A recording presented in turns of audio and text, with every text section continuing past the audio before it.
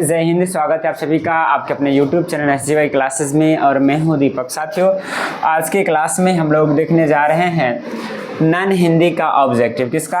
Non Hindi का objective. और जो गाइड है वो MBD का गाइड जो है 2026 के लिए जो आए हैं उसका हम लोग देखने जा रहे हैं। और सब्जेक्ट है नॉन हिंदी, जिसे हम लोग कहते हैं अहिंदी। क्या कहते हैं? अहिंदी। और देखिए 2026 के जो गाइड है और पहला चैप्टर का नाम देखिएगा, नाम है तू जिंदा है तो। क्या नाम है? तू जिंदा है तो, जिंदगी के जीत में यकीन कर।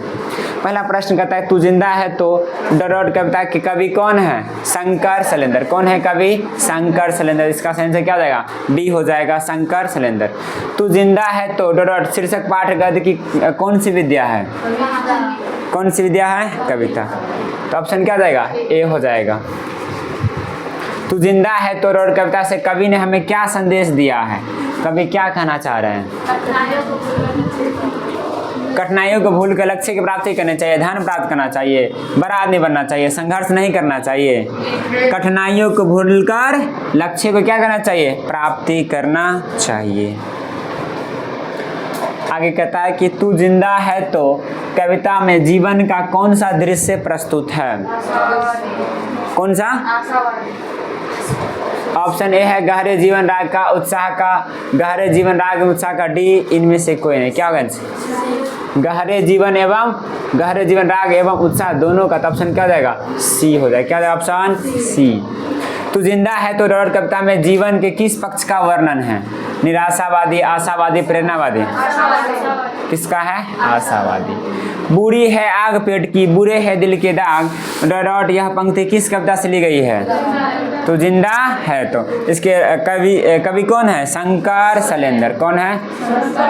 शंकर शैलेंद्र। शंकर शैलेंद्र। क्लियर? आगे 6 हो गया। 7 कहता है तू जिंदा है तो डॉट कविता में हमारे कारवां को किसका इंतजार है? किसका इंतजार है? मंजिल का। क्लियर? 8वां कहता है तू जिंदा है तो कविता में कवि क्या गुजर जाने की बात कहते हैं?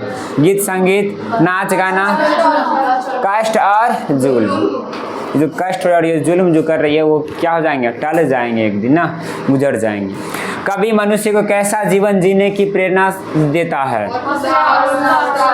यानी कि वैसा जीवन जिसमें क्या हौसला हो और उत्साह हो, वैसे जीवन जीने की क्या कर रहे हैं? प्रेरणा, मोटिवेट कर रहे हैं ना।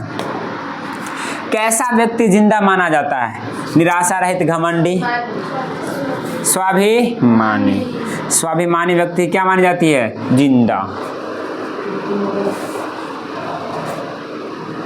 आगे कहता है कवि शंकर शैलेंद्र तू जिंदा है तो कविता में देशवासियों को क्यों संगठित होने की बात करते हैं?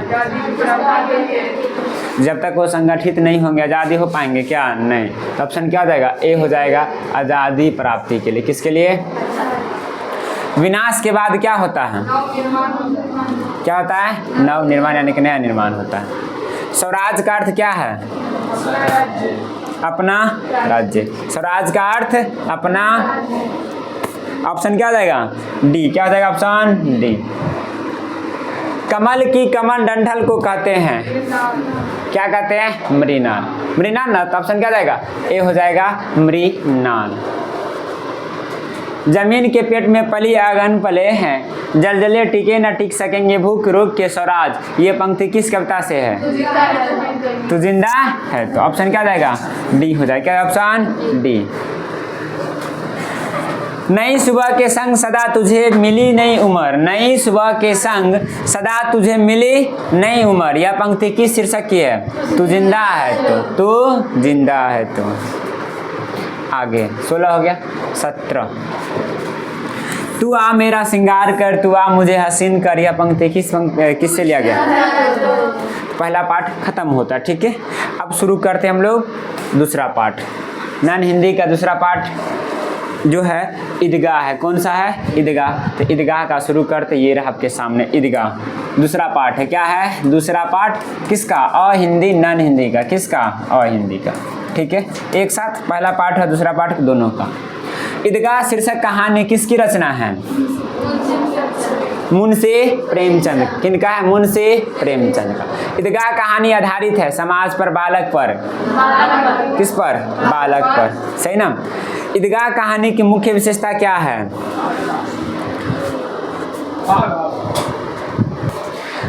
ईदगाह कहानी की मुख्य विशेषता क्या है? कहानी बाल मनोविज्ञान पर आधारित है, अभाव चुनौतियों बच्चों को परिपक्व बनाती है। ये ना परिपक्व ही ना बनाएगा। ऑप्शन क्या हो जाएगा? बी। क्या हो जाएगा? Option B.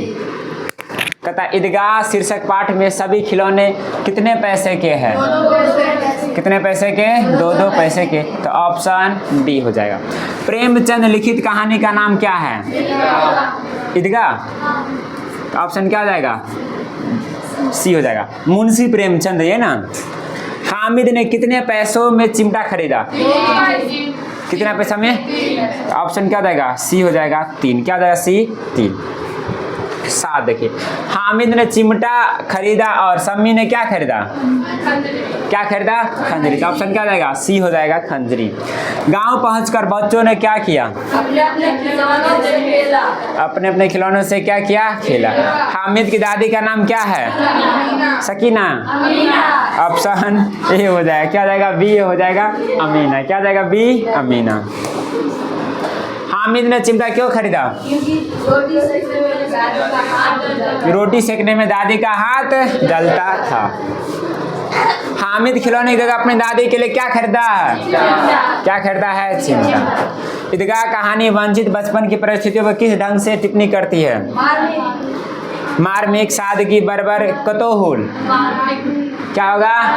Option A. Option A, सही ना। ईदगाह के पास किन वृक्षों की छाया है? किसकी छाया है? ऑप्शन बी, इमली का है ना। महमूद के पास कितने पैसे हैं? कितने हैं? 12। ऑप्शन क्या सी हो जाएगा? क्या हो जाएगा? 12। हामिद के पास कितने पैसे हैं? 3। कितना है? 3। कितना है? 3 है। कितना है? 3। आगे क्या बोले? 13 नंबर। 13 का पीपल। ईदगाह के पास किन वृक्षों की छाया? पीपल का। इसका क्या? ऑप्शन सी सही कर लीजिए, ठीक। आगे 15 हो गया ना, 16 बोलिए। महमूद कौन सा खिलौना खरीदता है? कौन सा? सिपाही। ऑप्शन क्या जाएगा? डी। कैसा जीवन बाल मन को वयस्क की तरह सोचने के लिए मजबूर कर देती है? अभावग्रस्त, यानी कि उसके पास अभाव कमी होगा, तो छोटे बच्चे भी बड़ों की तरह क्या करने लगेंगे? सोचने लगेंगे। 15 पैसे हैं किसके पास? किसके पास? मोहसिन के पास। किसके पास? मोहसिन के पास। 19, तुम डरना नहीं अम्मा, तुम डरना नहीं अम्मा, मैं सबसे पहले आऊंगा, बिल्कुल न डरना। यह किसने कहा? किससे कहा? अपनी दादी से। दादी का नाम? अमीना। मोहसिन के पास कितने पैसे हैं? कितना? ऑप्शन क्या देगा? ए हो जाएगा। क्या ऑप्शन? ए। नूरे को किस खिलौने से प्रेम है? किससे प्रेम है? अमीना कौन थी? हामिद के दादी। रमजान के कितने दिनों बाद ईद आती है? या ईदगाह पाठ में ईद कितने रोजे के बाद आई? 30 दिनों बाद। अंतिम प्रश्न ईदगाह से। ईदगाह शीर्षक पाठ में कौन अपनी कोठरी में बैठी रो रही है? अमीना। ठीक है, खत्म हो गया पहला पाठ और दूसरा पाठ खत्म हो गया। पहला था तू जिंदा है तो, और दूसरा क्या? ईदगाह। ठीक है, एक साथ 2 चैप्टर समाप्त हो गया। तो मिलते हैं अगले वीडियो में। आज के लिए इतना ही। जय हिंद, जय भारत।